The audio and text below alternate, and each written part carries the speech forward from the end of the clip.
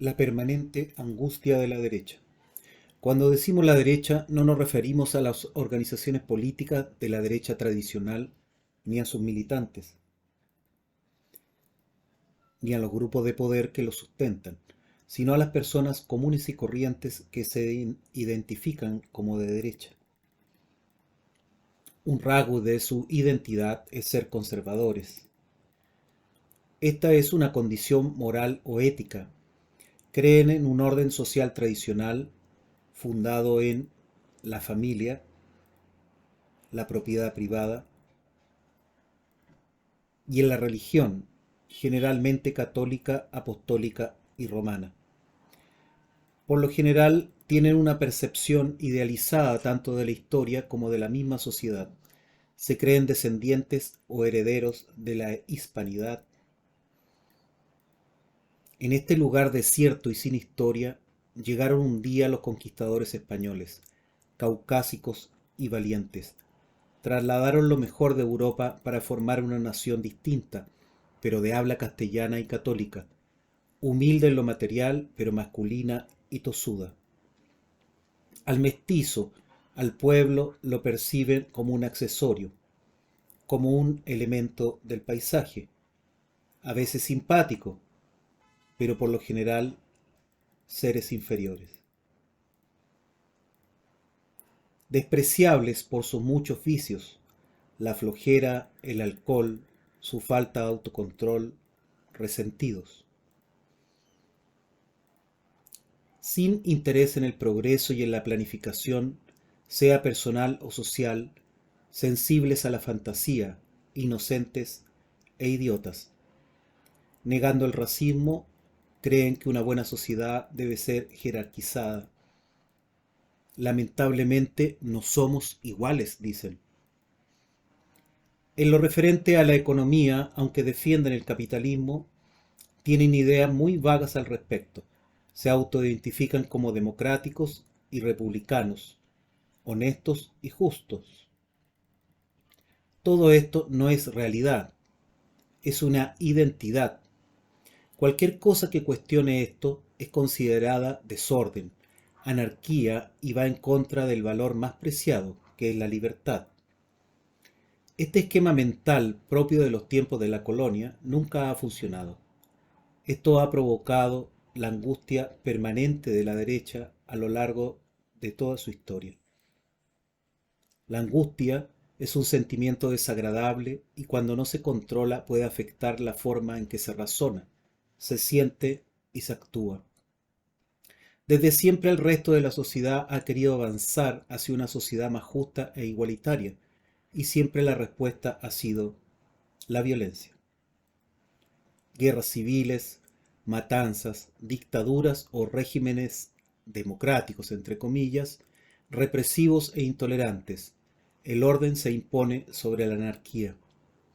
Lo interesante es que la justificación siempre es la misma: defender la familia bien constituida, base de la sociedad; defensa de la propiedad, base de la libertad; defender las costumbres y las tradiciones. No somos iguales, no somos utópicos, somos realistas. Desde el siglo XIX hasta el presente son los mismos discursos que se repiten, no para convencer al otro, sino para autoconvencerse a sí mismos, porque la violencia no la provocan ellos ni la ejecutan, siempre son otros los culpables y las Fuerzas Armadas se ven obligadas, incluso contra su voluntad, a intervenir.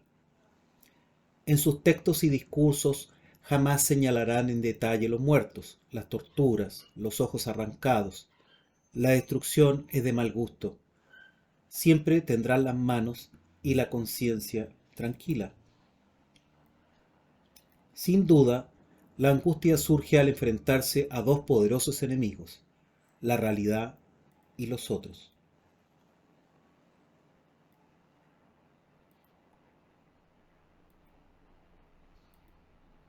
Nada de lo que creen se sustenta en algo real.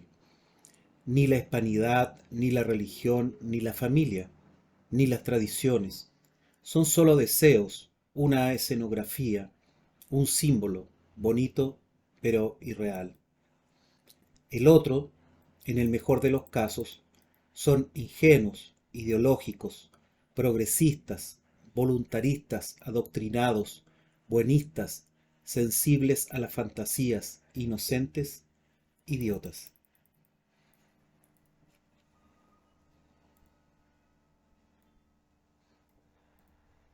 La paradoja a la que se enfrentan es creer, por puro sentido común, que sus deseos son realidad y enfrentan desde siempre, y más hoy, que lo estable e inmóvil se cae a pedazos. La familia son muchas familias. La sexualidad es diversa, muy diversa. La religión es una organización con fines de lucro y mucha pedofilia.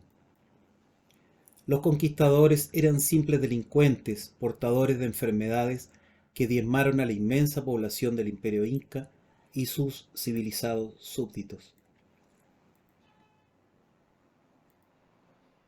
Que lo que manda es el dinero, los bienes inmuebles, y que en los negocios no existe ética, ni solidaridad, ni buenas intenciones, solo el lucro, la utilidad y el egoísmo.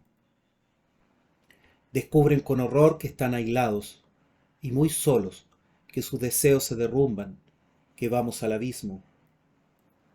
Y no aparecen por ningún lado los verdugos a poner orden, ojalá en un mar de sangre. En su desesperanza, su pulsión de muerte se impone. Rechazan la sexualidad diversa, se hacen provida, antiaborto, aunque lo practiquen. Radicalizan su defensa a un régimen económico neoliberal supuestamente perfecto, sin entender que es un proyecto del siglo XVIII fracasado. Niegan la interacción y la dependencia de la humanidad con la naturaleza. Niegan el efecto invernadero que afecta al planeta y la urgencia del cambio. Una vez más, como ha pasado muchas veces, los otros han estallado y exigen dignidad. Son delincuentes, bandidos, terroristas, destruyen los comercios, los bancos, las farmacias, queman las iglesias, destruyen los monumentos, no se detienen. Las Fuerzas Armadas no hacen nada. La angustia los lleva a tratar de entender, pero es incomprensible. Obligados por las circunstancias, apoyan a gente que no les gusta, pero será la solución. La ultraderecha, cepas libertarias, extremistas incómodos, pero no alcanza. Ganan las elecciones ellos, los otros.